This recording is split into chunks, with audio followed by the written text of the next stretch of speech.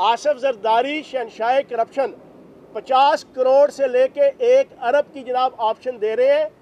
और साउथ के हमारे जो मेंबर्स हैं, ख़वातीन मेंबर्स को फ़ोन आ रहे हैं, उनको प्रेशराइज़ किया जा रहा है, उनको लालच दी जा रही है कि आप तहरीक दम एतमाद अगर आती है या कोई भी चीज़ आती है या इलेक्शन आता है, आप जनाब एब्सेंट हो जाएं।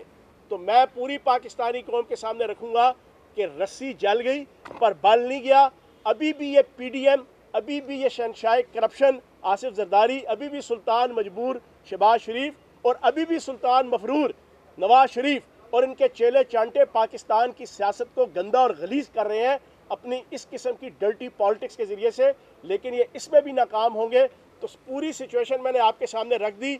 इंशाअल्लाह इस पूरे क्राइसिस के अंदर PTI और चौधरी परवेज़ लाई सुरखरू होकर निकलेंगे और इनकी किस्मत में, इन 13 गीदड़ों की जमात, इनकी किस्मत में रुसवाई, जगहसाई और सियासी बेहयाई के अलावा कुछ नहीं आएगा।